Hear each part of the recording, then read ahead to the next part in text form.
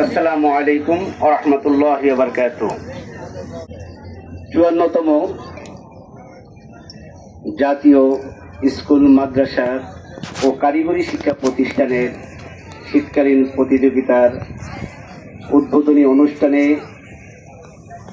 প্রধান অতিথি হিসেবে উপস্থিত আছেন লালমাই উপজেলার সুযোগ্য উপজেলা নির্বাহী কর্মকর্তা মহোদয়। বিশেষ অতিথি হিসেবে উপস্থিত আছেন লালমাই উপজেলার সুযোগ্য সহকারী কমিশনার ভূমি মহোদয়।